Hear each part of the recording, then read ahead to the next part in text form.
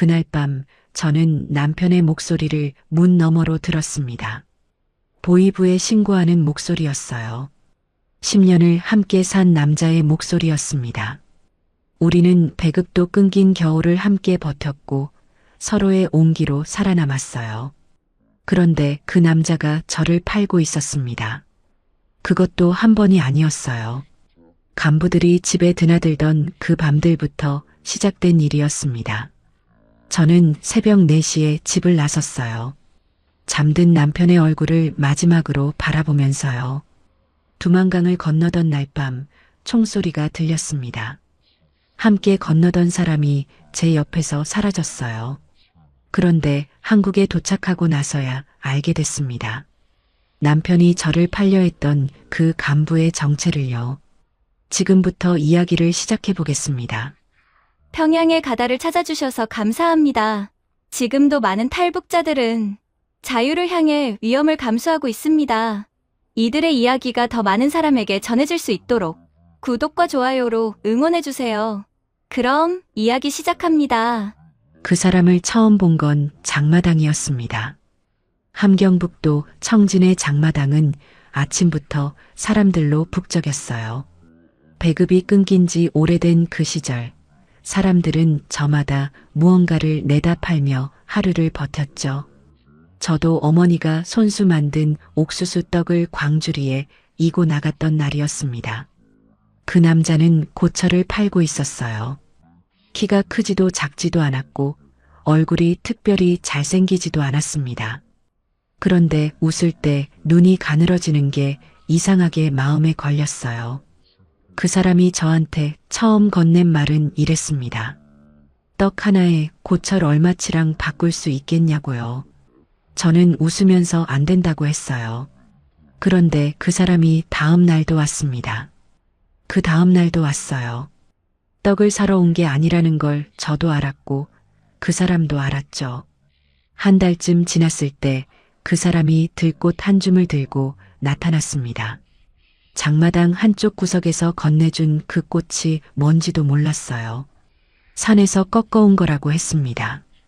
이름도 없는 풀꽃이었지만 그날 저는 그것을 들고 집에 돌아오면서 내내 웃었어요. 어머니한테 들켜서 혼이 많이 났습니다.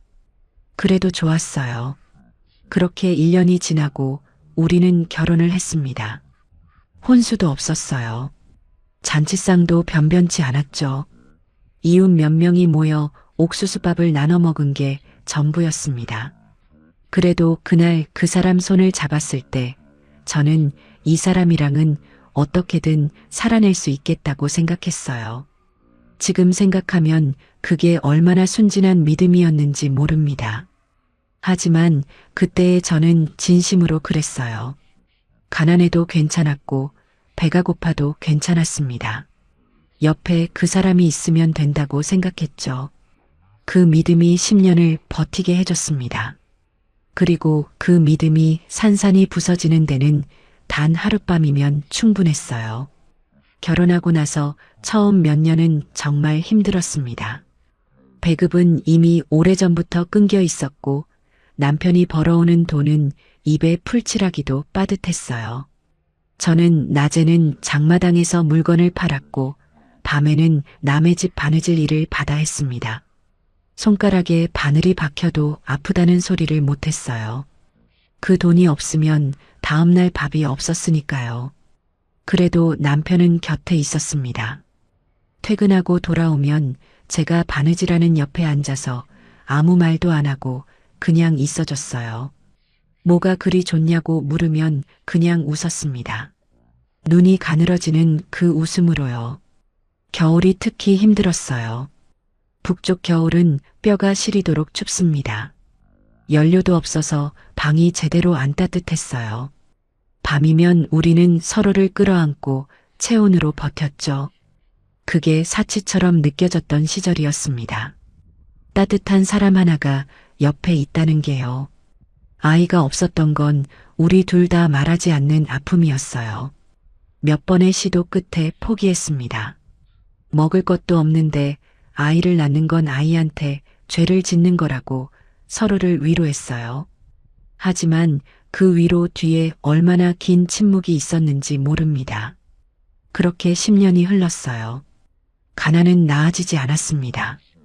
오히려 더 팍팍해졌죠. 하지만 저는 그게 우리 둘만의 가난이라고 생각했어요.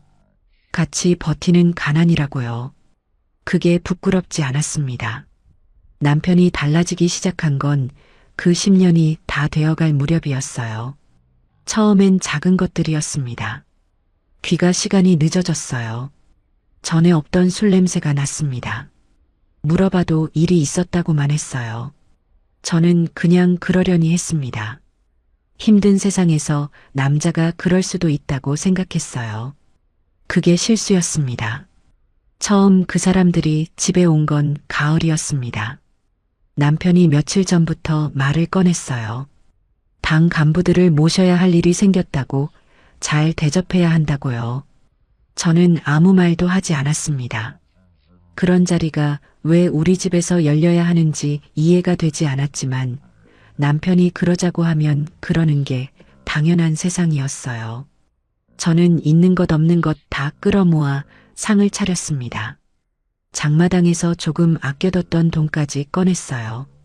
그게 우리 형편에 얼마나 버거운 일인지 알면서도요. 간부는 셋이었습니다. 40은 넘어 보이는 남자들이었어요. 군복에 가까운 인민복을 입고 있었습니다.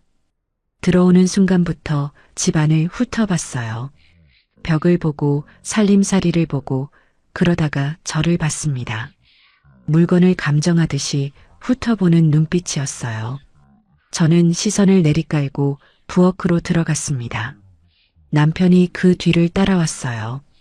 귓속말로 말했습니다. 잘 웃으라고요. 그 말이 뭔가 이상했어요. 잘 웃으라는 말이 아내한테 할 말인가 싶었습니다. 저는 아무 대꾸도 하지 않고 안주를 들고 나갔어요. 남편이 간부들에게 저를 소개했습니다. 우리 처라고요. 그러면서 웃었어요. 솜씨가 좋다고 했습니다. 마치 자랑을 하는 것처럼요. 저는 고개를 숙였어요. 간부 중 한 명이 잘생겼다고 했습니다. 농담처럼 했지만 농담이 아닌 눈빛이었어요. 저는 못 들은 척 빈 그릇을 들고 부엌으로 들어갔습니다. 그날 밤은 그렇게 끝났어요. 집에 손님이 왔다 갔을 뿐이라고 생각하려 했습니다. 그냥 넘어가면 되는 일이라고요. 하지만 잠자리에 들면서 그 눈빛이 자꾸 떠올랐어요. 물건을 보는 눈빛이요. 저는 이불을 끌어당기고 눈을 감았습니다. 두 번째 술자리는 열흘 후였어요. 이번엔 간부가 2명이었습니다. 남편은 또 미리 말을 했어요. 오늘도 잘 부탁한다고요. 저는 그 말이 무슨 뜻인지 알 것 같았지만 모른 척했습니다. 상을 차리고 안주를 날랐어요. 술자리가 무르익을 무렵이었습니다. 간부 중 한 명이 제 손목을 잡았어요. 갑자기였습니다. 술잔을 건네준다는 핑계였지만 손목을 쥔 손이 쉽게 놓이지 않았어요. 저는 화들짝 놀라서 남편을 봤습니다. 남편은 잔을 들고 있었어요. 못 본 척이었습니다. 분명히 봤을 텐데요. 저희 집이 그렇게 넓지 않았거든요. 저는 손을 빼고 부엌으로 들어갔습니다. 손목이 빨갛게 됐어요. 씻어냈습니다. 물로 몇 번이나요? 그날 밤 남편한테 말했어요. 다시는 이런 자리 만들지 말라고요. 목소리가 떨렸습니다. 남편은 아무 말도 안 했어요. 그냥 자리를 피했습니다. 화장실에 간다고 했다가 한참 동안 안 들어왔어요. 저는 혼자 방에 앉아서 기다렸습니다. 그게 대답이었어요. 아무 말도 안 한 게 대답이었습니다. 미안하다는 말도 없었고 다시는 안 그러겠다는 말도 없었어요.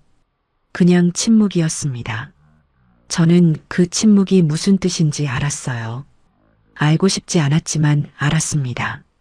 세 번째 술자리는 보름 후였습니다. 이번엔 간부 한 명만 왔어요. 제일 나이가 많아 보이는 사람이었습니다. 눈빛이 처음부터 달랐어요. 숨기지 않았습니다. 저를 보는 눈이 노골적이었어요. 저는 상을 차리면서 최대한 눈을 마주치지 않으려 했습니다. 남편이 계속 그 사람 잔을 채웠어요. 술이 오를수록 그 사람 목소리가 커졌습니다. 웃음소리도 커졌어요. 그러다가 저한테 말을 건넸습니다. 앉으라고요. 같이 한잔 하자고요. 저는 부엌 일이 있다고 했습니다. 그때 남편이 일어났어요. 용변을 보러 간다고 했습니다. 자연스럽게 말했어요. 저는 그 말을 들으면서 심장이 내려앉는 것 같았습니다. 용변이 그렇게 타이밍 좋게 마려울 수가 없었어요. 남편이 나갔습니다. 간부가 자리에서 일어섰어요. 저쪽으로 걸어왔습니다. 저는 뒷걸음질을 쳤어요. 등이 찬장에 닿았습니다. 손이 뒤로 갔어요. 찬장 손잡이를 잡았습니다. 열었어요. 부엌 칼이 있었습니다. 저는 칼을 꺼내지 않았어요. 그냥 손으로 쥐었습니다. 간부가 그 손을 봤어요. 멈췄습니다. 저는 아무 말도 하지 않았어요. 눈을 마주쳤습니다. 처음으로요. 그 사람이 피식 웃었어요. 그리고 자기 자리로 돌아갔습니다. 남편이 들어온 건 그로부터 한참 후였어요. 아무것도 모르는 척 자리에 앉았습니다. 저는 그 얼굴을 봤어요. 아무 말도 하지 않았습니다. 그날 밤 저는 안방 문을 잠갔습니다.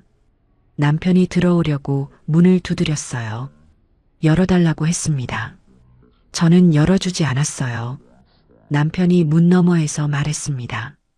다 잘 되라고 하는 거라고요. 조금만 참으면 된다고요. 저는 그 말을 듣고 이불을 머리까지 뒤집었었습니다. 다 잘 되라고요. 10년을 함께 산 남자가 저한테 한 말이 그거였어요. 다 잘 되라고 하는 거라고요. 저는 이불 속에서 입술을 깨물었습니다. 소리내서 울지 않으려고요. 그날 밤부터 저는 탈북을 생각하기 시작했어요. 더 이상 기다릴 수 없었습니다. 다음 술자리가 열리기 전에, 그 간부가 다시 오기 전에, 남편이 또 용변을 핑계로 자리를 비우기 전에 이 집에서 나가야 했어요. 어디로 가는지 몰랐습니다. 어떻게 가는지도 몰랐어요. 돈이 얼마나 필요한지도 몰랐습니다. 그냥 나가야 한다는 것만 알았어요. 세 번째 술자리 이후로 남편과 말이 거의 없었습니다. 밥은 같이 먹었어요. 잠은 같은 방에서 잤습니다. 하지만 우리 사이에는 말 대신 침묵이 가득했어요. 저는 남편의 얼굴을 제대로 보지 않으려 했고 남편도 제 눈을 피했습니다. 밥상 앞에서도 잠자리에서도 아침에 일어나서도 우리는 그냥 같은 공간에 있을 뿐이었어요. 10년을 함께 살아온 사람과 이렇게 될 수 있다는 게 낯설었습니다. 하지만 낯설다는 감정조차 금방 사라졌어요. 그냥 매일이 그랬습니다. 저는 그 사이에 탈북 준비를 시작했어요. 티가 나지 않게요. 장마당에 나가는 건 원래 하던 일이라 이상할 게 없었습니다. 아는 아줌마를 만나는 것도 마찬가지였어요. 저는 그 일상 속에서 조금씩 움직였습니다. 브로커 이름을 알아냈고 만날 장소를 잡았어요. 밤에 남편이 잠든 걸 확인하고 나가서 만났습니다. 돌아올 때는 아무 일도 없었던 것처럼 자리에 누웠어요. 남편은 몰랐습니다. 적어도 저는 그렇게 생각했어요.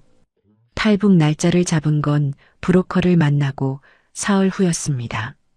열흘 후 새벽 4시 두만강 상류 쪽 합류 지점이었어요. 브로커가 거기서 기다리겠다고 했습니다. 돈은 절반을 먼저 주고 중국에 도착하면 나머지를 주는 방식이었어요.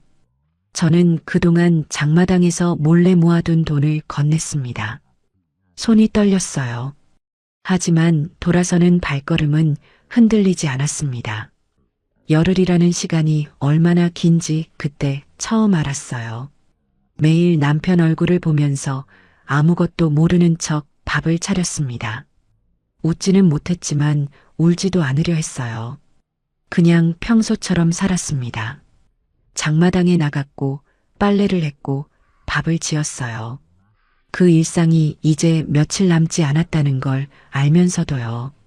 그런데 이상한 게 있었습니다. 남편의 태도가 조금씩 달라지고 있었어요. 술자리를 더 이상 만들지 않았습니다. 늦게 들어오던 날들도 줄었어요. 가끔 밥을 먹으면서 저를 오래 바라봤습니다. 뭔가 말을 하려다 그냥 삼키는 것 같은 눈빛이었어요. 저는 그 눈빛을 외면했습니다. 생각하면 흔들릴 것 같았으니까요. 그 말을 들은 건 탈북 사흘 전이었습니다. 저는 마당에서 빨래를 걷고 있었어요. 늦가을 햇살이 약했고 바람이 조금 불었습니다. 빨랫줄에서 옷가지들을 하나씩 떼어 광주리에 담고 있었어요. 남편은 집 안에 있었습니다. 저는 그냥 빨래만 걷고 있었어요. 그때 남편 목소리가 들렸습니다. 열린 창문 너머로요. 전화를 하고 있었어요. 낮은 목소리였습니다. 처음엔 업무 이야기인 줄 알았어요. 그냥 흘려들으려 했습니다. 그런데 제 이름이 나왔어요. 손이 멈췄습니다. 저는 빨랫줄 앞에 서서 숨을 죽였어요. 남편의 목소리가 계속 들렸습니다. 낮고 조심스럽게 말하고 있었어요. 상대방이 누구인지는 알 수 없었습니다. 다음 달쯤 자리를 만들겠다고 했어요. 제 처가 쓸만하다고 했습니다. 술자리에서 보셨으니 아시지 않겠냐고 했어요. 거기다 대고 낮게 웃었습니다. 빨랫감이 손에서 떨어졌어요. 저는 그 자리에 서 있었습니다. 발이 땅에 붙은 것처럼 움직이질 않았어요. 머릿속이 하얘졌습니다. 방금 들은 말들이 귓속에서 맴돌았어요. 다음 달쯤 자리를 만들겠다. 제 처가 쓸만하다. 술자리에서 보셨으니 아시지 않겠냐. 심장이 어디론가 가라앉는 것 같았습니다. 숨을 쉬는데 공기가 들어오지 않는 것 같았어요. 저는 빨랫감을 주워들지 않았습니다. 그냥 마당 한켠에 쪼그려 앉았어요. 무릎을 끌어안았습니다. 하늘을 봤어요. 구름이 느리게 흘러가고 있었습니다. 10년이었어요. 10년을 함께 산 사람이었습니다. 가장 추운 겨울밤에 서로를 끌어안았던 사람이었어요. 배급이 끊겨 이틀을 굶었던 날에도 아무 말 없이 옆에 있어줬던 사람이었습니다. 들꽃 한 줌을 들고 장마당에 매일 나타났던 그 남자였어요. 그 남자가 저를 팔고 있었습니다. 다음 달에 자리를 만들어서요. 저는 얼마나 그러고 있었는지 모릅니다. 정신을 차렸을 때 하늘이 어두워져 있었어요. 바람이 더 차가워졌습니다. 마당 바닥이 차가웠어요. 오래 앉아 있었던 거였습니다. 빨랫감은 그냥 두고 일어났어요. 집 안으로 들어갔습니다. 남편은 방에 있었어요. 저는 부엌으로 갔습니다. 밥을 지어야 했어요. 손이 움직였습니다. 쌀을 씻었고 물을 맞췄어요. 그런데 아무 생각이 없었습니다. 그냥 손만 움직이고 있었어요. 밥이 다 됐을 때 남편이 나왔습니다. 밥상 앞에 앉았어요. 저도 앉았습니다. 우리는 아무 말 없이 밥을 먹었어요. 남편이 된장국을 한 숟가락 떴습니다. 저는 그 손을 봤어요. 10년 동안 익숙하게 봐왔던 손이었습니다. 아무렇지 않은 척 밥을 먹는 그 손이었어요. 저는 숟가락을 내려놨습니다. 밥이 넘어가지 않았어요. 속이 올라오는 것 같았습니다. 화장실에 간다고 하고 자리에서 일어났어요. 그날 밤 저는 탈북 날짜를 앞당기기로 결심했습니다. 열흘이 너무 길었어요. 다음 달이 오기 전에 그 자리가 만들어지기 전에 나가야 했습니다. 브로커에게 연락을 해야 했어요. 더 일찍 움직일 수 있는지 물어봐야 했습니다. 저는 남편이 잠든 것을 확인하고 조용히 집을 나섰어요. 어두운 골목을 걸으면서 한 가지만 생각했습니다. 빨리요. 그냥 빨리 나가야 한다고요. 브로커를 처음 수소문했을 때만 해도 저는 탈북이 얼마나 위험한 일인지 제대로 몰랐습니다. 알면서도 모른 척 했던 것 같아요. 알아버리면 겁이 나서 못할 것 같았으니까요. 그냥 무작정 나가야 한다는 생각만 했습니다. 두만강 너머에 중국이 있고 중국을 지나면 한국에 갈 수 있다는 것. 오빠가 그 길로 갔다는 것. 그것만 알고 있었어요. 오빠가 탈북한 건 3년 전이었습니다. 어느 날 갑자기 사라졌어요. 가족들한테 아무 말도 없이요. 나중에 소문으로 들었습니다. 두만강을 건넜다고요. 보이부가 오빠 집을 뒤졌고 어머니를 불러다 조사했어요. 저도 불려갔습니다. 아무것도 모른다고 했어요. 사실이었습니다.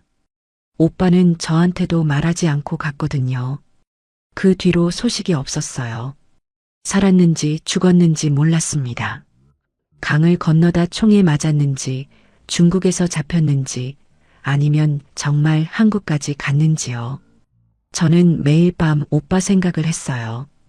어디 있든 살아있기를 바랐습니다. 그리고 이제 제가 그 길을 가려 하고 있었어요. 브로커를 찾은 건 장마당에서 오래 알고 지낸 아줌마 덕분이었습니다.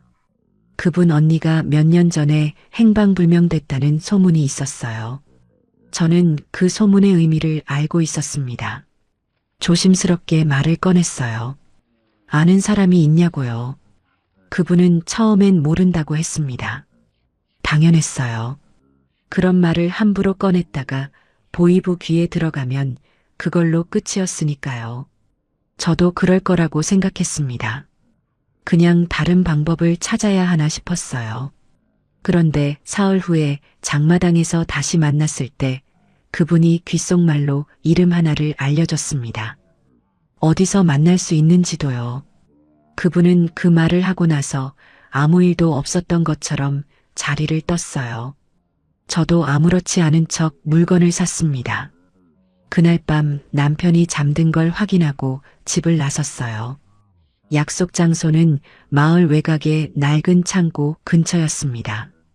어두운 골목을 걸으면서 심장이 쿵쿵거렸어요. 발소리가 너무 크게 들리는 것 같아서 발끝으로 걸었습니다. 누가 따라오는 것 같아서 몇 번이나 뒤를 돌아봤어요. 아무도 없었습니다. 브로커는 40쯤 된 남자였어요. 말이 많지 않았습니다. 인상이 험하지도 않았어요. 그냥 평범한 중년 남자였습니다. 그게 오히려 더 안심이 됐어요. 저는 떨리는 목소리로 말했습니다. 한국까지 가고 싶다고요. 그 남자가 물었어요. 돈이 얼마나 있냐고요. 저는 그동안 장마당에서 몰래 모아둔 돈을 말했습니다. 남편 몰래 조금씩 빼놓은 돈이었어요. 그 남자가 잠깐 생각하더니 고개를 끄덕였습니다. 루트가 있다고 했어요. 오빠가 건넌 루트와 같은 루트일 수도 있다고 했습니다. 두만강을 건너서 중국을 거쳐 동남아시아로 빠지는 길이라고 했어요. 날짜를 잡았습니다. 열흘 후 새벽 4시였어요. 그런데 사장에서 말씀드렸다시피 남편의 통화를 들은 후 저는 브로커에게 다시 연락을 했습니다. 더 일찍 움직일 수 있냐고요. 브로커가 난색을 표했어요. 준비가 필요하다고 했습니다. 루트 쪽에 연락을 해야 하고 중국 쪽 사람들과 조율이 필요하다고 했어요. 함부로 앞당겼다가 중간에 문제가 생기면 더 위험하다고 했습니다. 저는 사정을 말했어요. 다음 달 안에 움직이지 않으면 안 된다고요. 이유는 말하지 않았습니다. 브로커는 제 얼굴을 한참 봤어요. 그리고 말했습니다. 닷새를 앞당길 수 있다고요. 열흘에서 닷새로 줄었습니다. 저는 그날 밤 돌아오면서 하늘을 봤어요. 별이 많았습니다. 북한의 밤하늘은 빛이 없어서 별이 잘 보여요. 어릴 때는 그게 예쁘다고 생각했는데 그날은 그냥 어둡다는 생각만 들었습니다. 닷새였어요. 닷새를 더 이 집에서 버텨야 했습니다. 남편 얼굴을 보면서요. 밥을 차리면서요. 아무것도 모르는 척하면서요. 그게 생각보다 힘들었어요. 남편이 이상하게 저를 자꾸 봤거든요. 뭔가 말하려다 삼키는 것 같은 눈빛이었습니다. 저는 그 눈빛을 피했어요. 눈이 마주치면 안 될 것 같았습니다. 마주치면 뭔가 들킬 것 같았어요. 제가 떠난다는 것도 알고 있다는 것도요. 사흘째 되던 날 남편이 말을 걸었습니다. 밥을 먹다가요. 요즘 어디 불편한 데 없냐고 했어요. 뜬금없는 말이었습니다. 저는 없다고 했어요. 짧게요. 남편이 잠깐 입을 열었다 닫았습니다. 더 말을 하려다가 그냥 숟가락을 들었어요. 저는 그 모습을 보면서 이상하다고 생각했습니다. 미안한 건지 걱정하는 건지 아니면 딴 생각을 하는 건지 알 수 없었어요. 그냥 모르겠다고 생각했습니다. 이유가 뭐든 간에 닷새 후면 저는 이 집에 없을 거니까요. 출발 전날 밤이 됐습니다. 저는 챙길 것들을 몰래 준비했어요. 남편이 잠든 사이에 조용히 보따리를 쌌습니다. 돈, 신분증 하나, 얇은 옷 몇 벌. 많이 가져가면 티가 났어요. 최대한 작게, 최대한 가볍게요. 보따리를 다 싸고 나서 방 안을 둘러봤습니다. 10년을 살았던 방이었어요. 작고 낡았지만 익숙한 공간이었습니다. 벽에 난 금, 천장 모서리의 얼룩, 창문 너머로 보이는 마당. 다 알고 있는 것들이었어요. 이걸 마지막으로 보는 거라는 생각이 들었습니다. 저는 보따리를 아랫목 구석에 밀어 넣었어요. 그리고 자리에 누웠습니다. 눈을 감았어요. 잠이 올 것 같지 않았지만 억지로라도 눈을 감아야 했습니다. 새벽 4시까지는 아직 몇 시간이 남아 있었으니까요. 남편의 숨소리가 들렸습니다. 고르게 자고 있었어요. 저는 그 숨소리를 들으면서 눈을 감고 있었습니다. 잠은 오지 않았어요. 그냥 누워 있었습니다. 내일이 오지 않았으면 좋겠다는 생각을 했어요. 그러면서도 빨리 내일이 됐으면 좋겠다는 생각도 했습니다. 그 두 가지 마음이 동시에 있었어요. 떠나고 싶으면서도 떠나기 싫은 마음이요.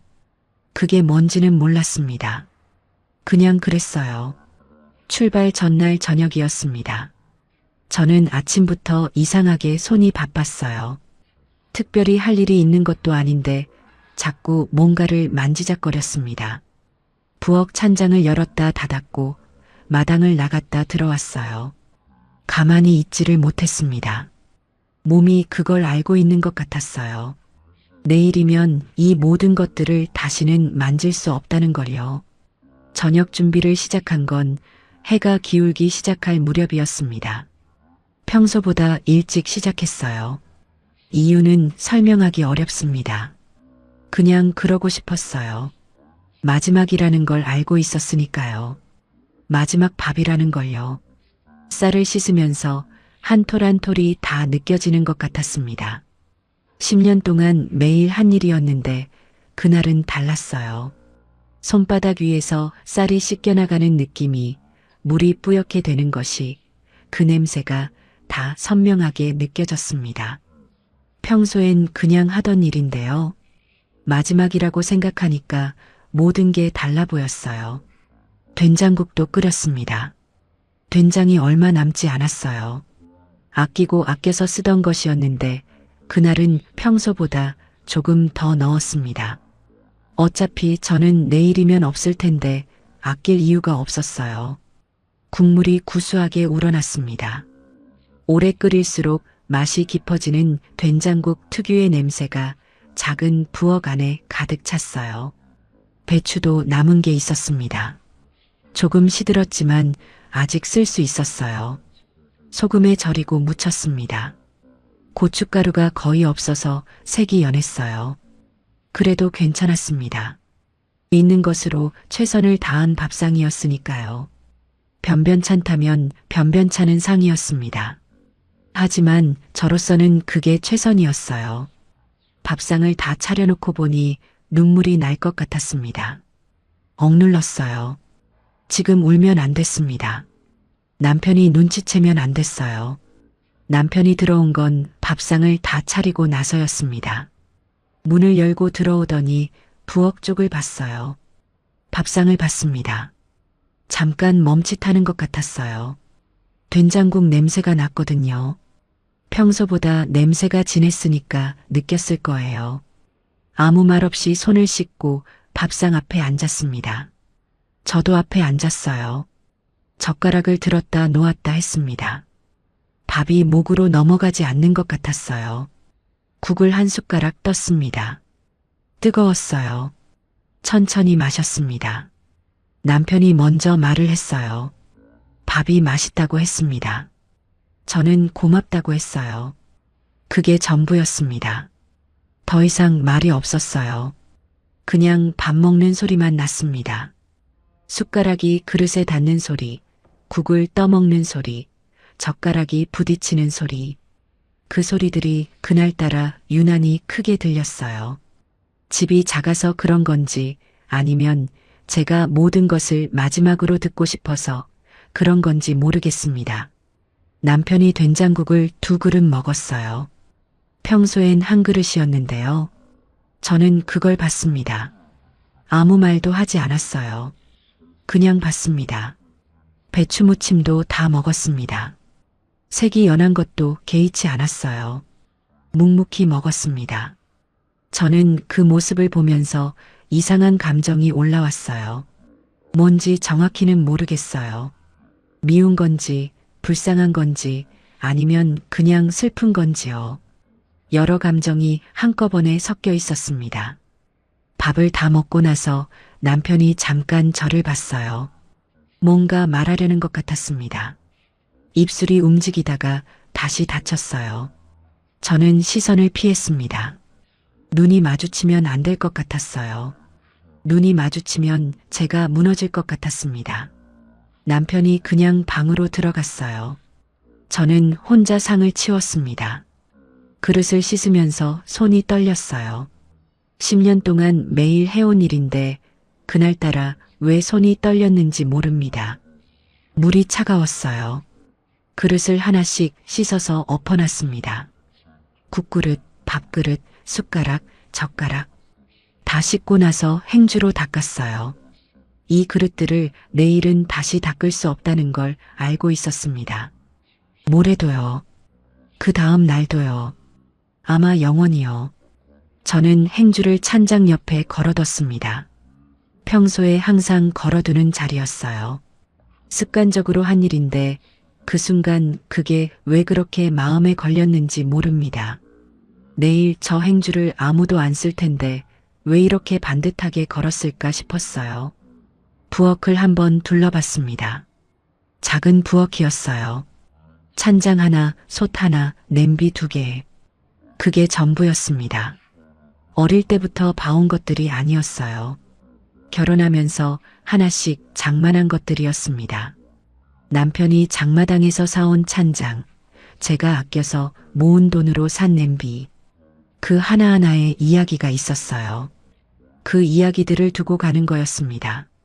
저는 부엌불을 껐어요. 어두워졌습니다. 방으로 들어갔어요. 남편은 이미 누워 있었습니다. 자는 건지 자는 척하는 건지 알 수 없었어요. 저는 조용히 제자리에 누웠습니다. 천장을 봤어요. 어둠 속에서 아무것도 보이지 않았습니다. 그런데 눈을 감으면 부엌이 보였어요. 밥상이 보였습니다. 된장국 냄새가 아직 남아있는 것 같았어요. 남편이 밥이 맛있다고 했던 말이 귓가에 맴돌았습니다. 딱 그 말 한마디였어요.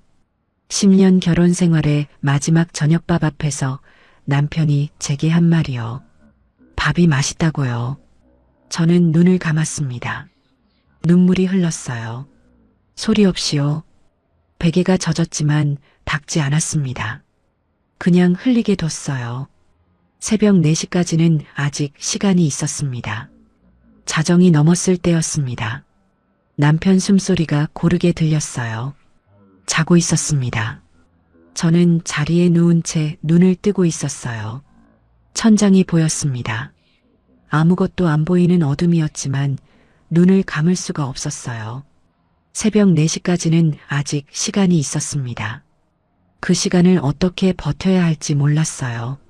머릿속에서 내일 일을 계속 되풀이했습니다. 새벽 4시에 집을 나선다.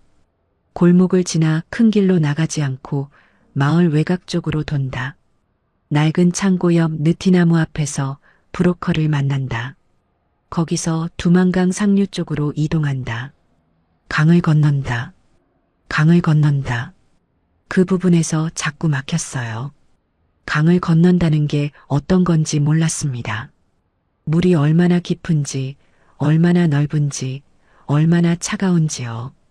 브로커는 지금 시기가 제일 낫다고 했어요. 너무 차갑지도 않고 물이 완전히 불어나지도 않았다고요. 그 말을 믿어야 했습니다. 달리 선택이 없었어요. 그때 남편이 움직였습니다. 저는 반사적으로 눈을 감았어요. 자는 척했습니다. 남편이 자리에서 일어나는 소리가 났어요. 화장실에 가는 줄 알았습니다. 그런데 방문을 열고 나가는 소리가 났어요. 발소리가 부엌 쪽으로 갔습니다. 저는 눈을 떴어요. 어둠 속에서 천장을 봤습니다. 남편 발소리가 멈췄어요. 부엌에 있는 것 같았습니다. 물 마시러 간 건가 싶었어요. 그런데 아무 소리도 안 났습니다. 물 따르는 소리도, 컵 내려놓는 소리도요.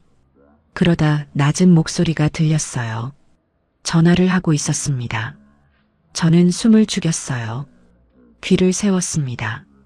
남편 목소리가 아주 낮게 깔렸어요. 무슨 말인지 처음엔 잘 들리지 않았습니다. 저는 자리에서 아주 천천히 몸을 일으켰어요. 소리가 나지 않게요.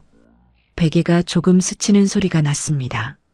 저는 멈췄어요. 남편 목소리가 계속 들렸습니다. 멈추지 않았어요. 못 들은 것 같았습니다. 저는 최대한 문 쪽으로 몸을 기울였어요. 그때 제 이름이 들렸습니다. 심장이 내려앉았어요. 남편이 제 이름을 말하고 있었습니다. 낮고 조심스러운 목소리로요. 저는 숨을 참았어요. 귀에 신경을 모두 집중했습니다. 내일 새벽에 움직일 것 같다고 했어요. 그리고 잠깐 침묵이 흘렀습니다. 상대방이 뭔가 말하는 것 같았어요. 저는 그쪽 소리는 들을 수 없었습니다. 남편 목소리만 들렸어요. 브로커 이름을 댔습니다. 제가 만났던 그 브로커 이름이었어요. 틀림없었습니다. 저는 그 이름을 듣는 순간 온몸이 굳어버리는 것 같았어요. 손끝이 차가워졌습니다. 발끝도요. 남편이 연락처를 불러줬어요. 숫자들이 들렸습니다. 저는 그 숫자들을 들으면서 눈을 크게 떴어요. 어둠 속에서 아무것도 보이지 않았습니다. 그냥 천장이 있는 어둠만 있었어요. 그런데 그 어둠 속에서 모든 것이 선명하게 들렸습니다. 남편의 목소리가, 그 이름이, 그 숫자들이요. 전화가 끊겼습니다. 잠깐의 침묵이 있었어요. 남편 발소리가 다시 들렸습니다. 부엌에서 방 쪽으로 오는 소리였어요. 저는 재빨리 다시 누웠습니다. 눈을 감았어요. 숨을 고르게 쉬려고 했습니다. 심장이 너무 빠르게 뛰어서 그게 쉽지 않았어요. 방문이 열렸습니다. 남편이 들어왔어요. 발소리가 조심스러웠습니다. 제가 자는 줄 알고 있는 것 같았어요. 남편이 자기 자리에 누웠습니다. 이불을 당기는 소리가 났어요. 그리고 조용해졌습니다. 저는 눈을 감은 채로 누워 있었어요. 남편이 신고를 한 겁니다. 제가 내일 새벽에 움직인다고 브로커 이름과 연락처를 넘겼어요. 그 전화가 어디로 간 건지는 몰랐습니다. 보이부인지 다른 어딘가인지요. 하지만 중요한 건 그게 아니었어요. 남편이 알고 있었다는 거였습니다. 제가 숨겼다고 생각했던 일을 남편이 다 알고 있었어요. 브로커도 날짜도 시간도요. 그걸 알면서 아무 말도 하지 않았습니다. 그냥 저녁밥을 같이 먹었어요. 밥이 맛있다고 했습니다. 눈물이 흘렀어요. 소리를 내면 안 됐습니다. 이불 속으로 손을 가져갔어요. 입을 틀어막았습니다. 소리가 나지 않게요. 눈물만 흘렸어요. 베개가 젖었습니다. 그래도 가야 했어요. 이미 알려진 거라면 더더욱 가야 했습니다. 여기 있으면 끝이었어요. 새벽 4시까지 기다렸다가 나가야 했습니다. 루트가 막혔을 수도 있었어요. 브로커가 이미 잡혔을 수도 있었습니다.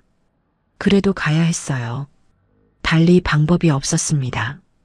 저는 눈물을 닦았어요. 이불 끝으로요. 그리고 눈을 감았습니다. 잠이 올 것 같지 않았어요. 하지만 눈이라도 감아야 했습니다. 새벽이 오면 일어나야 했으니까요. 남편 숨소리가 들렸어요. 고르게 자고 있었습니다. 저는 그 숨소리를 들으면서 새벽을 기다렸어요. 남편 숨소리가 고른 것을 확인하고도 한참을 그대로 누워 있었습니다. 눈은 떠 있었어요. 어둠 속에서 천장을 봤습니다. 아무것도 없는 천장이었어요. 그런데 눈을 감으면 더 무서울 것 같아서 뜨고 있었습니다. 귀에는 아직도 남편 목소리가 남아 있었어요. 낮고 조심스럽게 이름을 부르던 그 목소리가요. 머릿속이 복잡했습니다. 남편이 신고를 했다는 것은 알았어요. 그런데 생각하면 할수록 이상한 부분이 있었습니다. 남편이 제 계획을 어떻게 알았을까요? 저는 철저하게 숨겼어요. 브로커를 만날 때도 남편이 깊이 잠든 걸 확인하고 나갔습니다. 장마당에서 아줌마와 나눈 이야기도 아무도 없는 자리에서 귓속말로 한 것이었어요. 그런데 남편이 알고 있었습니다. 브로커 이름까지 연락처까지요. 그냥 어렴풋이 눈치챈 게 아니었어요. 정확하게 알고 있었습니다. 그게 어떻게 가능한 건지 이해가 되지 않았어요. 그리고 또 하나, 알고 있었다면 왜 막지 않았을까요? 미리 말을 할 수도 있었어요. 어디 가려고 하냐고, 무슨 생각이냐고 물어볼 수도 있었습니다. 아니면 그냥 문을 잠가버릴 수도 있었어요. 저녁밥을 먹으면서 알고 있다고 할 수도 있었습니다. 그런데 아무것도 안 했어요. 그냥 밥이 맛있다고 했습니다. 2그릇을 먹었어요. 방으로 들어갔습니다. 그리고 자는 척하다가 몰래 전화를 했어요. 그게 무슨 의미인지 한참을 생각했습니다. 보이부에 신고한 거라면 왜 미리 막지 않았을까요? 미리 잡는 게 더 쉬웠을 텐데요. 굳이 새벽에 움직인다고 알려준 이유가 뭘까요? 브로커 이름과 연락처를 넘긴 건 뭘 위해서일까요? 저는 그 답을 알 수 없었어요. 알 수 없는 채로 새벽을 기다려야 했습니다. 이유가 뭐든 간의 결론은 하나였어요. 가야 했습니다. 여기 있으면 끝이었어요. 이유를 따지는 건 나중 일이었습니다. 새벽 2시가 됐어요. 남편 숨소리가 여전히 고르게 들렸습니다. 저는 자리에서 아주 천천히 몸을 일으켰어요. 소리가 나지 않게요. 남편이 움직이지 않았습니다. 저는 발을 바닥에 내려놨어요. 차가웠습니다. 양말을 신어야 했어요. 아랫목 구석에 밀어뒀던 보따리를 꺼냈습니다. 손으로 더듬어서요. 어두워서 보이지 않았지만 손이 알아서 찾아갔어요. 보따리를 안았습니다. 가벼웠어요. 이게 제 10년 생활의 전부라는 게 이상하게 느껴졌습니다. 남편이 돌아눕는 소리가 났어요. 저는 굳었습니다. 숨을 참았어요. 보따리를 가슴에 꼭 안았습니다. 남편 숨소리가 다시 고르게 들렸어요. 잠꼬대처럼 돌아누운 것 같았습니다. 자고 있는 거였어요. 저는 천천히 숨을 내쉬었습니다. 아직 새벽 4시까지는 2시간이 있었어요. 너무 일찍 나서도 안 됐습니다. 약속 시간에 맞게 움직여야 했어요. 저는 다시 자리에 앉았습니다. 보따리를 무릎 위에 올려놨어요. 그리고 기다렸습니다. 그 2시간이 얼마나 길었는지 몰라요. 아무것도 안 하고 그냥 앉아서 기다리는 시간이었습니다. 남편 숨소리를 들으면서요. 그 숨소리가 가끔 불규칙해지면 저는 또 굳었어요. 일어나는 건지 또 전화를 하는 건지 싶어서요. 그런데 매번 다시 고르게 돌아왔습니다. 새벽 3시 반쯤 됐을 때였어요. 남편이 자면서 뭔가 중얼거렸습니다.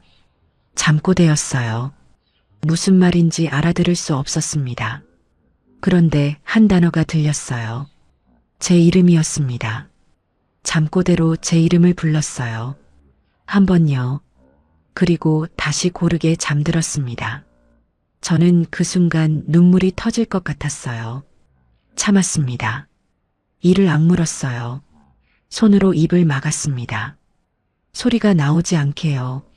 눈물은 흘렀어요. 막을 수 없었습니다. 그냥 흘리게 뒀어요. 배신인지 사랑인지 몰랐습니다. 그 사람이 저를 팔려 했던 것도 사실이었어요. 오늘 밤 신고를 한 것도 사실이었습니다. 하지만 잠꼬대로 제 이름을 부른 것도 사실이었어요. 10년 동안 가장 추운 밤에 옆에 있었던 것도 사실이었습니다. 어느 쪽이 진짜인지 알 수 없었어요. 알고 싶지 않았습니다. 알면 못 갈 것 같았어요. 새벽 4시가 됐습니다. 저는 자리에서 일어났어요. 보따리를 들었습니다. 발소리가 나지 않게 걸었어요. 방문 손잡이에 손을 올렸습니다. 차가웠어요. 쇠로 된 낡은 손잡이였습니다. 10년 동안 매일 잡았던 손잡이였어요. 아침에 나갈 때도, 저녁에 들어올 때도, 밤에 화장실 갈 때도 항상 이 손잡이를 잡았습니다. 그런데 그날 그 느낌이 달랐어요. 차갑다는 게 그렇게 선명하게 느껴진 적이 없었습니다. 돌리기 전에 뒤를 봤어요. 남편이 자고 있었습니다. 옆으로 누운 채 웅크린 모습이었어요. 어둠 속에서도 그 윤곽이 보였어요. 등을 보이고 누워 있었습니다. 어깨가 올라갔다 내려갔다 했어요. 숨을 쉬고 있었습니다. 저는 그 모습을 봤어요. 10년이었습니다. 10년 동안 매일 밤 저 옆에서 잠든 사람이었어요. 가장 추운 겨울밤에 체온을 나눴던 사람이었습니다. 배가 고파 잠 못 이루던 밤에 손을 잡아줬던 사람이었어요. 들꽃 한 줌을 들고 장마당에 매일 나타났던 그 남자였습니다. 그 남자가 자고 있었어요. 마지막으로 얼굴을 보고 싶었습니다. 등이 아니라 얼굴을요. 하지만 다가갈 수 없었어요. 깨면 안 됐습니다. 그냥 저 등을 마지막으로 보는 거라고 생각했어요. 눈물이 흘렀습니다. 닦지 않았어요. 닦을 여유가 없었습니다. 그냥 흘리게 뒀어요. 손잡이를 돌렸습니다. 최대한 천천히요. 경첩이 작게 삐걱거렸어요. 저는 멈췄습니다. 남편이 움직이지 않았어요. 숨소리가 변하지 않았습니다. 문을 열었어요. 차가운 공기가 들어왔습니다. 바깥 공기였어요. 새벽에 찬 공기가 얼굴에 닿았습니다. 저는 그 공기를 한번 크게 들이마셨어요. 그리고 방을 나왔습니다. 문을 닫았어요. 소리 없이요. 손잡이를 잡은 채 천천히 당겼습니다. 딸깍 소리가 아주 작게 났어요. 저는 그 소리에 또 굳었습니다. 잠깐 기다렸어요. 남편 숨소리가 들리지 않았습니다. 방문이 닫혀 있었으니까요. 마당으로 나왔어요. 차가웠습니다. 새벽이라 기온이 많이 내려가 있었어요. 저는 옷깃을 여몄습니다. 하늘을 봤어요. 별이 아직 있었습니다. 새벽이 오기 전에 하늘이었어요. 어둡고 별이 많은 하늘이었습니다. 저는 그 하늘 아래에서 잠깐 서 있었어요. 집을 봤습니다. 작고 낡은 집이었어요. 불도 없는 어두운 집이었습니다. 저 안에 남편이 자고 있었어요. 10년을 살았던 집이었습니다. 신혼 때 처음 들어오던 날이 떠올랐어요. 남편이 문을 열어주면서 웃었습니다. 눈이 가늘어지는 그 웃음으로요. 그 집이었어요. 지금 두고 가는 집이었습니다. 대문 쪽으로 걸었어요. 발소리가 나지 않게 발끝으로요. 마당이 작아서 몇 걸음 안 됐습니다. 대문 앞에 섰어요. 손을 대문 빗장에 올렸습니다. 한 번 더 뒤를 봤어요. 방 창문이 보였습니다. 어두웠어요. 커튼도 없는 창문이었는데 안이 어두워서 아무것도 보이지 않았습니다. 저는 그 창문을 봤어요. 한참을요. 빗장을 열었습니다. 대문이 열렸어요. 바깥 골목이 보였습니다. 어두운 골목이었어요. 아무도 없었습니다. 저는 그 골목으로 발을 내디뎠어요. 대문을 닫았습니다. 소리가 조금 났어요. 저는 멈췄습니다. 잠깐 기다렸어요. 집 안에서 아무 소리도 나지 않았습니다. 저는 몸을 돌렸어요. 골목 쪽으로요. 걷기 시작했습니다. 돌아보지 않으려고 했어요. 돌아보면 발이 안 떨어질 것 같았습니다. 그냥 앞만 보고 걸었어요. 어두운 골목이었습니다. 집들이 양쪽에 있었어요. 다들 자고 있었습니다. 불이 없었어요. 발소리가 났습니다. 제 발소리였어요. 새벽 골목에 제 발소리만 울렸습니다. 저는 더 천천히 걸었어요. 소리를 줄이려고요. 발끝으로 걸었습니다. 그래도 소리가 났어요. 작지만 들렸습니다. 한번 뒤를 돌아봤어요. 집이 보였습니다. 멀어져 있었어요. 어두운 집이었습니다. 창문도 어두웠어요. 아무것도 움직이지 않았습니다. 남편은 자고 있을 거였어요. 저는 다시 앞을 봤습니다. 걸었어요. 골목을 빠져나왔습니다. 마을 외곽 쪽으로 방향을 잡았어요.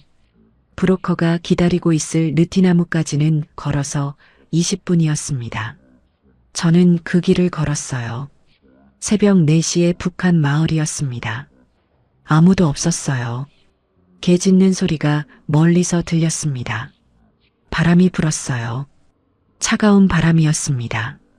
저는 보따리를 더 꽉 안았어요. 뒤는 돌아보지 않았습니다. 두만강 앞에 선 건 새벽 5시였습니다. 느티나무 앞에서 브로커를 만난 건 새벽 4시 5분이었어요. 브로커는 이미 와 있었습니다. 저 말고 2명이 더 있었어요. 30쯤 된 여자 1명과 15쯤 된 소년 하나였습니다. 우리는 서로 눈빛만 교환했어요. 말은 하지 않았습니다. 브로커가 말하지 말라고 했어요. 소리 내면 안 된다고요. 강까지 걸어가는데 1시간이 걸렸습니다. 산길이었어요. 어두웠습니다.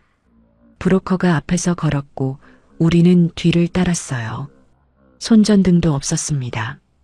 눈이 어둠에 익어가면서 조금씩 보이기 시작했어요. 나무들이 보였고 발밑 돌들이 보였습니다.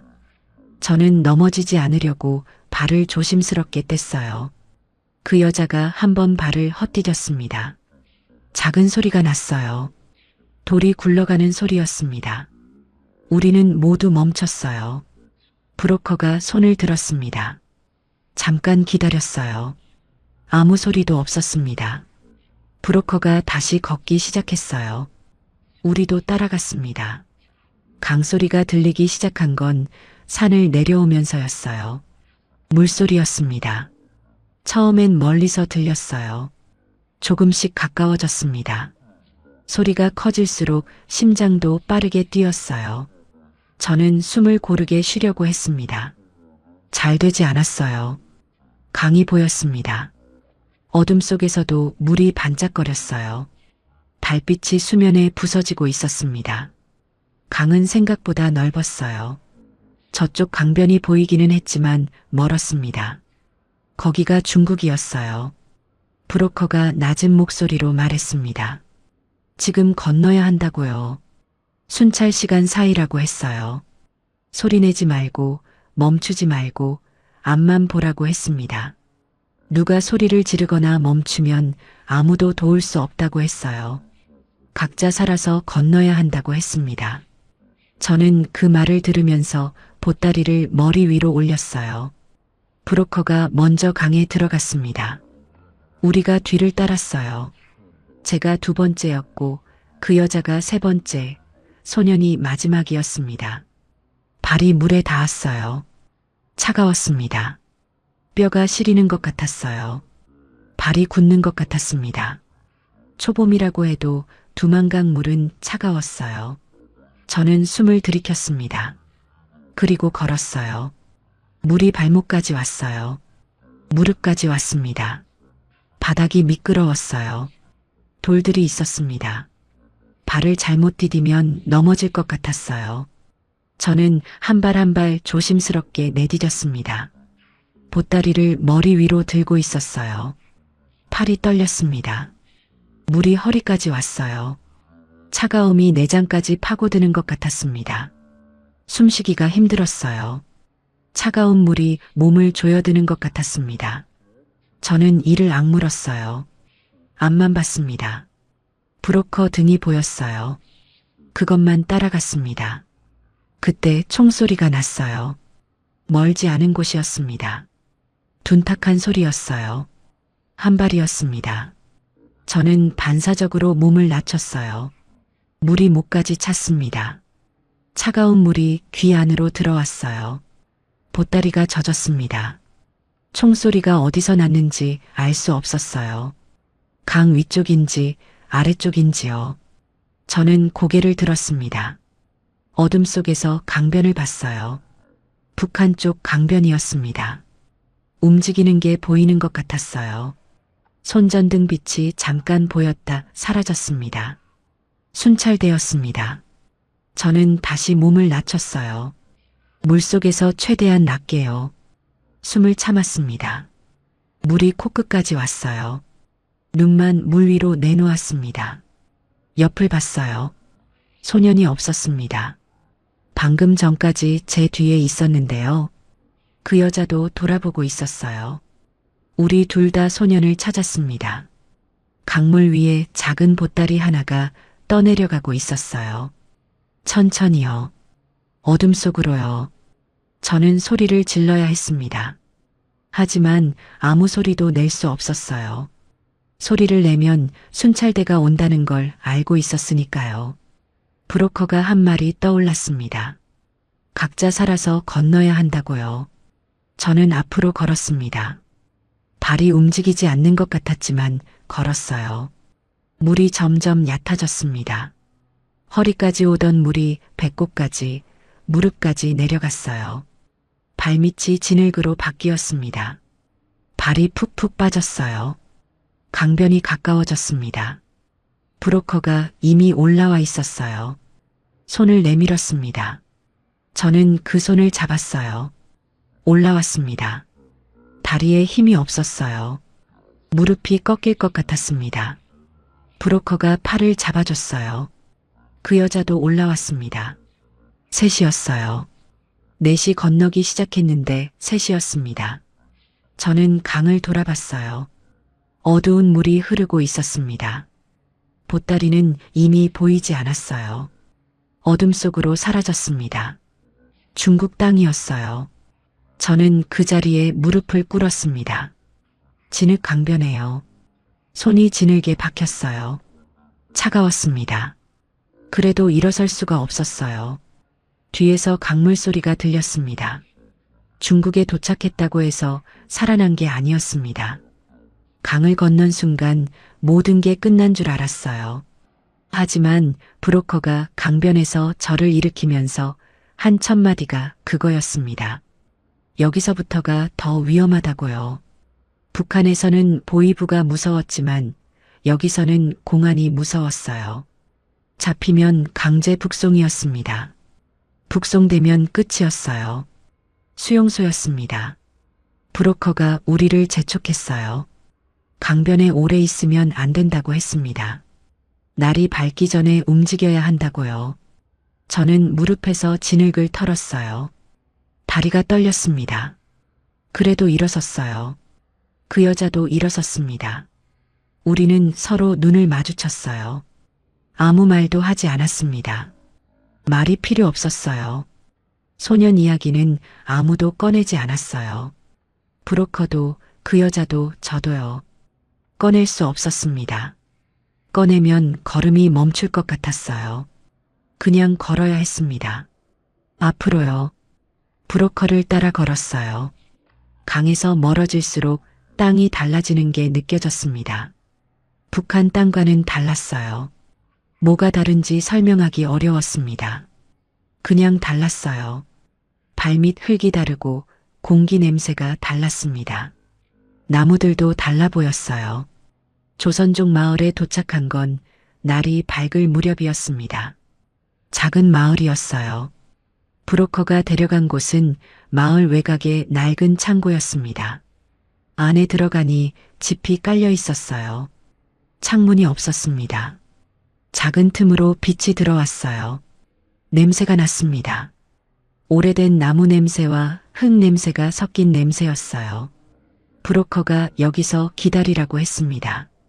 며칠이 걸릴 수 있다고 했어요. 낮에는 절대 나가면 안 된다고 했습니다. 밥은 가져다 주겠다고 했어요. 그리고 나갔습니다. 우리 둘만 남았어요. 그 여자가 집 위에 앉았습니다. 저도 앉았어요. 한참 동안 아무 말이 없었습니다. 밖에서 새소리가 들렸어요. 날이 완전히 밝아오고 있었습니다. 그 여자가 먼저 말을 했어요. 어디서 왔냐고 했습니다. 저는 청진이라고 했어요. 그 여자는 해산이라고 했습니다. 그게 전부였어요. 더 이상 묻지 않았습니다. 서로의 이야기를 알 필요가 없었어요. 그냥 여기까지 온 사람들이었습니다. 첫날은 그렇게 지났어요.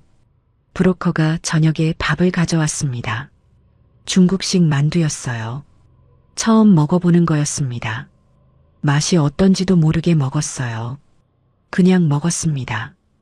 배가 고팠으니까요. 밤에 잠을 잘 수가 없었어요. 눈을 감으면 강이 보였습니다. 어두운 물이 보였어요. 떠내려가던 보따리가 보였습니다. 저는 눈을 뜨고 천장을 봤어요.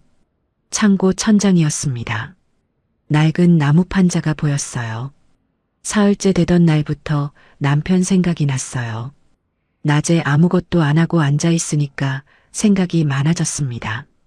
남편이 신고를 한 이유가 뭔지 그게 자꾸 머릿속에서 맴돌았어요. 보이부에 넘긴 건지 다른 어딘가에 넘긴 건지 그래서 지금쯤 브로커는 어떻게 됐는지요. 우리가 강을 건넌 건 알고 있을 건지 소년 이야기는 들었을 건지요. 생각이 꼬리에 꼬리를 물었습니다. 그런데 한 가지가 계속 걸렸어요.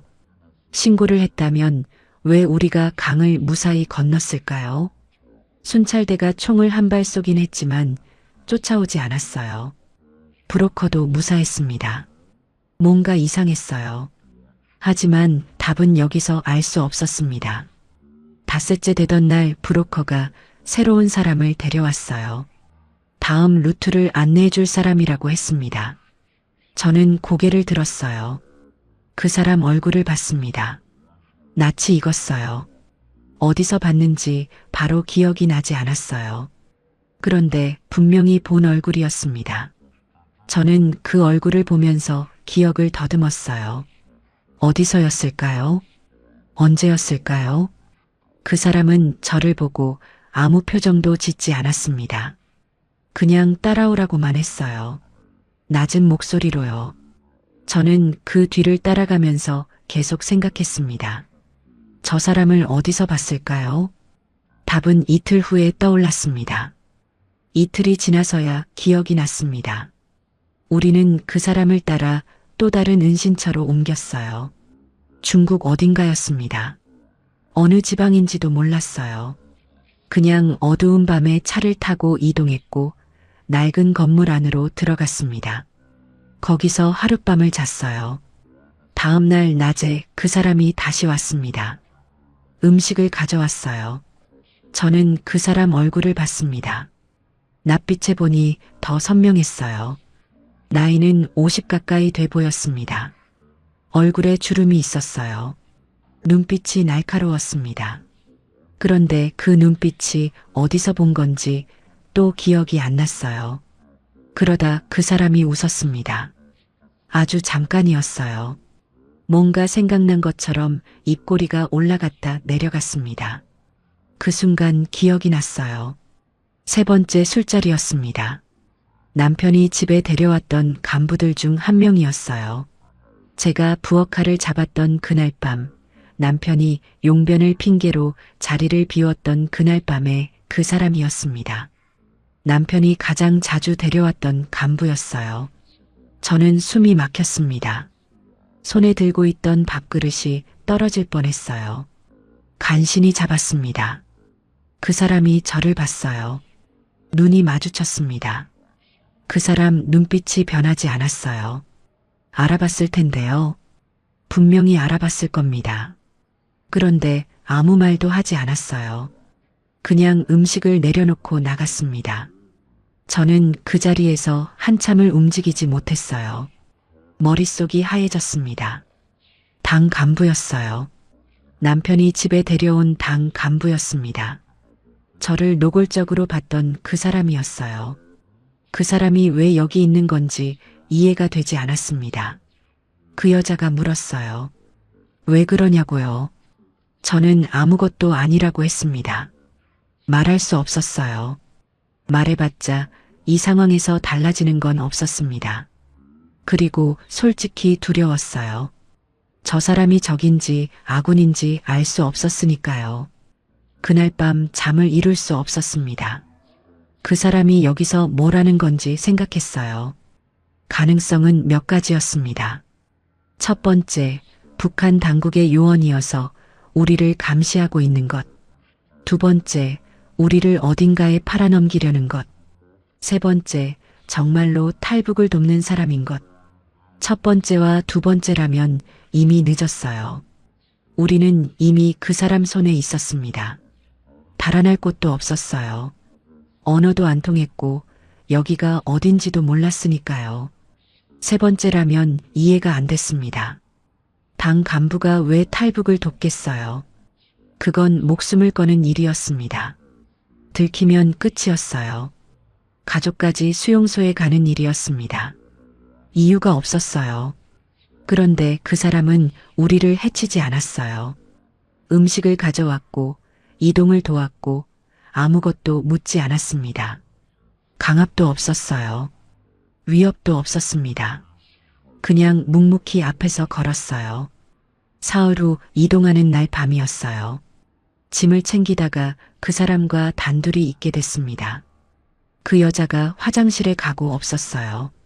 저는 용기를 냈습니다. 그냥 물어봤어요. 저 아시죠? 라고요. 그 사람이 잠깐 저를 봤어요. 그리고 고개를 끄덕였습니다. 알고 있다고요. 짧게요. 왜 여기 있는 거냐고 물었습니다. 그 사람이 아무 말도 하지 않았어요.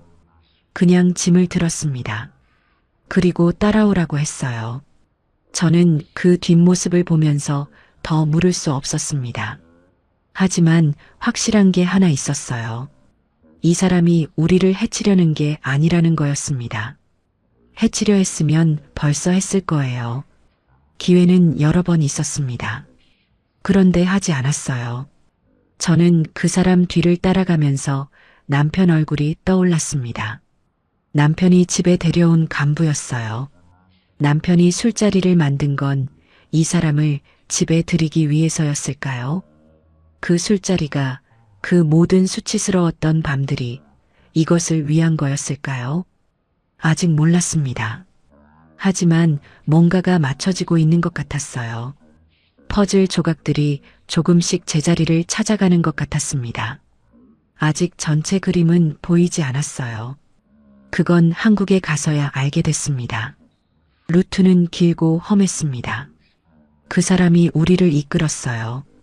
중국에서 동남아시아로 다시 제3국을 거쳐 한국 대사관에 닿는 루트였습니다.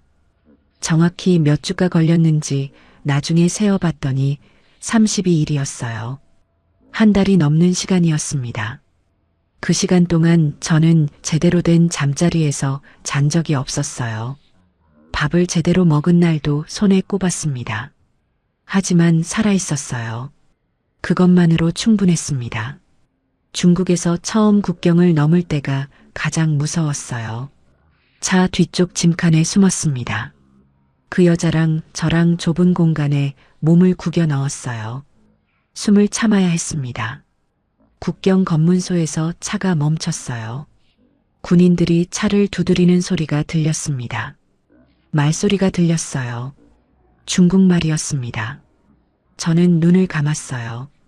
심장 소리가 너무 커서 군인들한테 들릴 것 같았습니다. 차가 다시 움직였어요.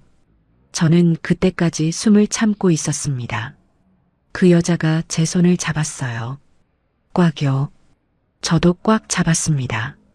그렇게 한참을 있다가 차가 완전히 멈추고 그 사람이 문을 열었을 때 우리 둘 다 한꺼번에 숨을 내쉬었어요.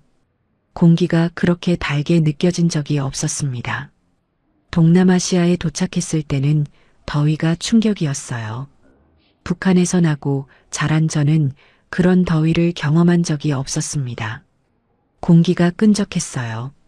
숨을 쉬면 더운 공기가 폐 안으로 들어오는 것 같았습니다. 옷이 몸에 달라붙었어요. 저는 그 더위 속에서 걸었습니다. 그 사람이 앞에서 걸었고 우리가 뒤를 따랐어요. 중간에 공안에 거의 잡힐 뻔한 적이 있었습니다. 어느 마을을 지나다가 누군가가 신고를 한 것 같았어요. 차들이 갑자기 몰려왔습니다. 그 사람이 뛰라고 했어요. 우리는 뛰었습니다. 옥수수밭 사이였어요. 키가 큰 옥수수들 사이로 몸을 낮추고 뛰었습니다. 발밑이 울퉁불퉁했어요. 저는 넘어졌습니다. 무릎이 찢어졌어요. 일어났습니다. 또 뛰었어요.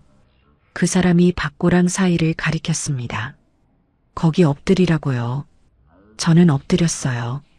그 여자도 옆에 엎드렸습니다. 흙이 얼굴에 닿았어요.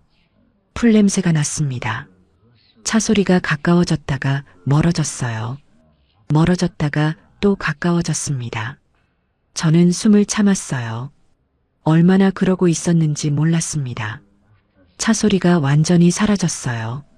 그 사람이 일어서라고 했습니다. 저는 일어섰어요. 다리가 후들거렸습니다. 무릎에서 피가 났어요. 그 사람이 보더니 천을 찢어 묶어줬습니다. 아무 말도 하지 않고요. 그냥 묶어주고 다시 걸었어요. 저는 그 뒷모습을 보면서 이 사람이 누구인지 또 생각했습니다. 마지막 구간이 제일 힘들었어요. 제3국에서 한국 대사관까지 가는 길이었습니다. 공식적인 방법이 아니었어요. 숨어서 움직여야 했습니다. 그 사람이 연결해준 현지 사람을 따라갔어요. 말이 안 통했습니다. 손짓 발짓으로 소통했어요. 대사관 건물이 보인 날을 저는 잊지 못합니다. 아침이었어요. 햇살이 있었습니다. 건물 앞에 태극기가 있었어요. 저는 그 태극기를 봤습니다. 학교에서 적으로 배웠던 그 나라 국기였어요. 그런데 그 순간 그게 아름다워 보였습니다. 그냥 살 수 있다는 뜻이었으니까요. 문 안으로 들어가는 순간 다리에 힘이 완전히 빠졌어요. 바닥에 주저앉았습니다. 무릎이 바닥에 닿았어요. 차가웠습니다. 타일 바닥이었어요. 저는 그 차가운 바닥 위에 주저앉아서 울었습니다. 오래도록요. 멈추질 않았어요. 그 여자도 옆에서 울고 있었습니다. 그 사람은 우리 뒤에 서 있었어요. 아무 말도 하지 않았습니다. 그냥 서 있었어요. 저는 한참 울다가 그 사람을 봤습니다. 고맙다고 했어요. 그 사람이 고개를 끄덕였습니다. 그리고 뒤를 돌아 나갔어요. 대사관 문을 열고 나가는 그 사람 뒷모습이 마지막이었습니다. 그 사람이 누구인지, 왜 그 일을 하는지, 남편과 어떤 관계인지 저는 아직 몰랐어요. 그건 오빠를 만나고 나서야 알게 됐습니다. 한국에 온 지 2달이 지났을 때 오빠를 만났습니다. 입국 심사가 끝나고 정착 지원 절차를 밟는 동안 오빠한테 연락이 됐어요. 오빠는 저보다 3년 먼저 한국에 와 있었습니다. 경기도 어딘가에 살고 있었어요. 처음 연락이 닿았을 때 오빠 목소리가 떨렸어요. 저도 떨렸습니다. 말이 잘 나오지 않았어요. 그냥 살아있다는 것만 확인했습니다. 처음 만난 날 우리는 한참을 울었어요. 식당에서 밥을 먹다가 울었습니다. 오빠가 먼저 울었어요. 저도 울었습니다.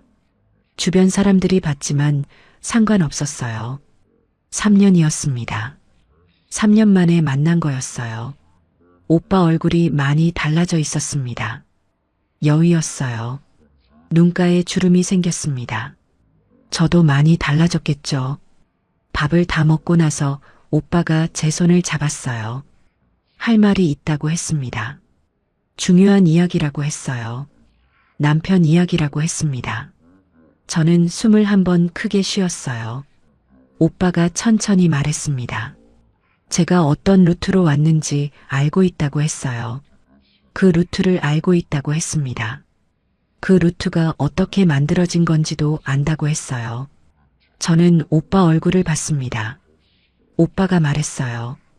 그 루트를 운영하는 핵심 인물이 있다고요. 북한 내부에서 당 간부인 척 활동하면서 실제로는 탈북자들을 빼내는 지하 조직의 사람이라고 했습니다. 이미 수십 명을 그 루트로 내보냈다고 했어요. 오빠도 그 루트로 나왔다고 했습니다. 저는 직감적으로 알았어요. 그 사람이었습니다. 남편이 집에 데려왔던 그 간부, 세 번째 술자리에서 저를 봤던 그 사람, 중국에서 저희를 이끌었던 그 사람이었어요. 오빠가 그 사람 이름을 댔습니다. 맞았어요. 저는 한동안 아무 말도 못했습니다. 오빠가 기다렸어요. 저는 찻잔을 두 손으로 감쌌습니다. 따뜻했어요. 그 온기를 느끼면서 생각했습니다.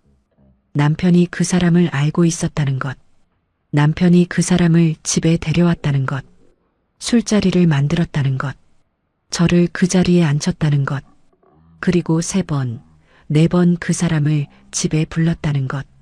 저는 오빠한테 물었습니다.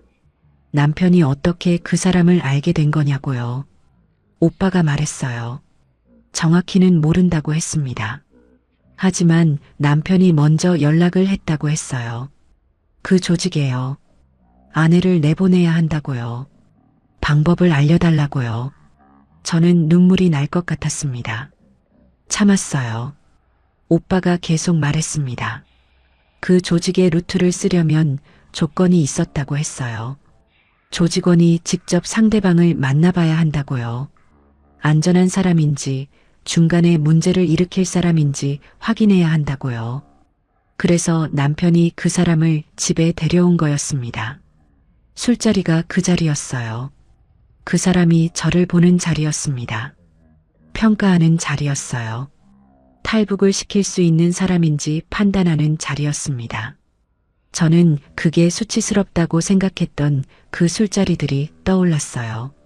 간부의 손이 제 손목을 잡았던 것, 남편이 못 본 척했던 것, 3번째 날 제가 부엌칼을 잡았던 것이요. 남편은 그 모든 걸 알면서도 말하지 않았습니다. 말하면 제가 거부할 것 같았겠죠. 당 간부한테 저를 팔려는 줄 알고 절대 협조하지 않을 거라는 걸 알았을 거예요. 그래서 말하지 않은 거였습니다. 그리고 제가 스스로 탈북을 결심하자 남편이 그 루트를 연결한 거였어요. 새벽에 전화를 한 건 보위부에 신고한 게 아니었습니다. 그 조직에 연락을 한 거였어요. 제가 내일 새벽에 움직인다고, 브로커를 만났다고, 루트를 열어달라고요. 저는 그걸 신고 소리로 들었던 거예요. 오빠가 마지막으로 말했습니다. 남편이 그 이후에 어떻게 됐는지는 모른다고 했어요. 조직 쪽에서도 연락이 끊겼다고 했습니다. 아마 보위부에서 눈치챘을 거라고 했어요. 잡혔을 수도 있다고 했습니다. 눈물이 흘렀어요. 막을 수가 없었습니다. 식당 안에서 저는 소리 없이 울었어요. 오빠가 손을 잡아줬습니다. 아무 말도 하지 않았어요. 남편이 저를 팔려 했던 게 아니었습니다. 내보내려 했던 거였어요. 자신이 할 수 있는 방법으로요. 말도 못하고 이유도 말 못하면서요. 수치스러운 자리를 만들면서요. 제가 오해할 걸 알면서도요. 그 사람이 선택할 수 있는 유일한 방법이 그거였던 겁니다. 한국에 온 지 1년이 지났습니다. 서울 외곽의 작은 아파트에 살고 있어요. 방 2개짜리입니다. 저한테는 충분히 넓어요. 오히려 너무 넓어서 처음엔 어색했습니다. 북한에서 살던 집보다 훨씬 큰데 혼자 살아서인지 더 조용하게 느껴졌어요. 창문이 큽니다. 거실 창문으로 도시가 보여요. 빌딩들이 보이고 도로가 보이고 밤이면 불빛들이 보입니다. 처음엔 그 불빛들이 낯설었어요. 이렇게 밝은 밤이 있다는 게 믿기지 않았습니다. 북한에서는 밤이 진짜 어두웠거든요. 전기가 없어서요. 길도 어둡고 집도 어둡고 하늘만 밝았습니다. 여기선 밤에도 환해요. 그런데 저는 그 환한 밤을 보면서 자꾸 어두운 걸 생각합니다. 새벽 4시에 나왔던 그 골목이요. 두만강의 검은 물이요. 남편이 자고 있던 그 방이요. 환한 것들을 보면 어두운 것들이 더 선명하게 떠오르는 것 같았어요. 적응하는 건 생각보다 오래 걸렸습니다. 언어는 어렵지 않았어요. 같은 말을 쓰니까요. 그런데 말투가 달랐습니다. 여기 사람들이 쓰는 단어들이 낯설었어요. 물건 이름도 달랐고 음식 이름도 달랐습니다. 처음엔 편의점에 들어가서 아무것도 못 사고 나온 적도 있었어요. 지금은 괜찮아졌습니다. 일도 하고 있어요. 작은 식당에서 일합니다. 설거지를 하고 홀 청소를 해요. 많이 버는 건 아니지만 제 방 월세를 내고 밥을 먹을 수 있습니다. 그걸로 충분해요. 욕심이 없어진 것 같아요. 살아있다는 것만으로 충분한 사람이 됐습니다. 오빠가 가끔 와요. 밥을 먹으러 오거나 그냥 얼굴 보러 오거나 해요. 올 때마다 뭔가를 사옵니다. 과일이거나 반찬이거나 해요. 저는 그러지 말라고 하는데 오빠는 안 들어요. 누나니까 그래야 한다고 합니다. 오빠가 누나라고 부르는 게 아직도 이상해요. 북한에서는 언니라고 했거든요. 그 여자하고도 가끔 연락해요. 해산에서 온 그 여자요. 이름이 순이었습니다. 한국에서 새로 지은 이름이 있었지만 저는 순이라고 불렀어요. 순이도 서울에 살고 있었어요. 가끔 만나서 밥을 먹었습니다. 두만강 이야기는 하지 않았어요. 그냥 지금 이야기를 했습니다. 오늘 뭐 먹었는지, 일은 어떤지 그런 이야기요. 남편 소식은 없었습니다. 오빠를 통해 수소문해 봤어요. 북한에서 나오는 사람들한테 물어봐 달라고 했습니다. 청진 쪽에 아는 사람이 있는지, 남편 이름을 아는 사람이 있는지요. 연락이 닿는 사람이 없었어요. 남편이 그 이후에 어떻게 됐는지 아무도 모른다고 했습니다. 그 조직 쪽으로도 알아봤어요. 한국에도 그 조직과 연결된 사람들이 있었습니다. 오빠가 연결해줬어요. 그 사람들도 모른다고 했습니다. 남편이 그 일을 한 후에 자취를 감췄다고 했어요.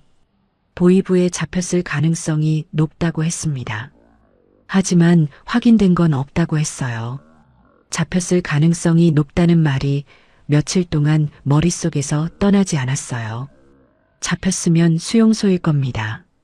수용소에서 살아남는 사람이 많지 않다는 걸 저도 알고 있었어요. 거기서 무슨 일이 일어나는지 북한에 살 때부터 들어서 알고 있었습니다. 생각하지 않으려고 했어요.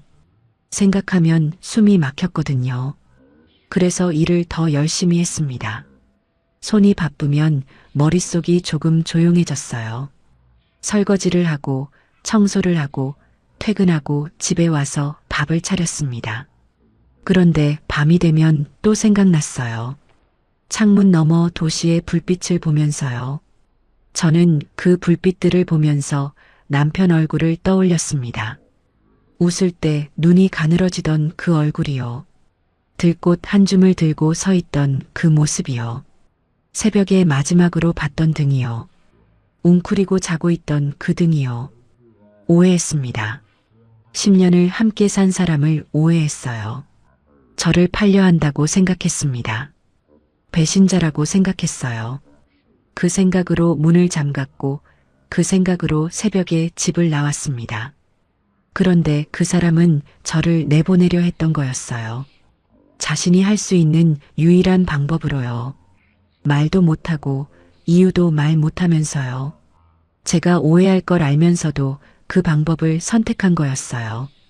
그 사람이 지금 어디 있는지 모릅니다. 살아있는지 죽었는지도 몰라요. 수용소에 있는지 아니면 어딘가에서 살아있는지요.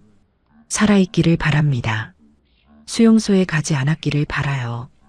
어디선가 그냥 살아있기를요. 밥은 먹고 있기를 바랍니다. 추운데 있지 않기를 바라요. 저를 원망해도 괜찮아요. 오해하고 떠났으니까요. 고맙다는 말도 못했으니까요. 원망해도 됩니다. 그래도 살아있으면 돼요. 창문 너머 도시의 불빛이 오늘도 환합니다.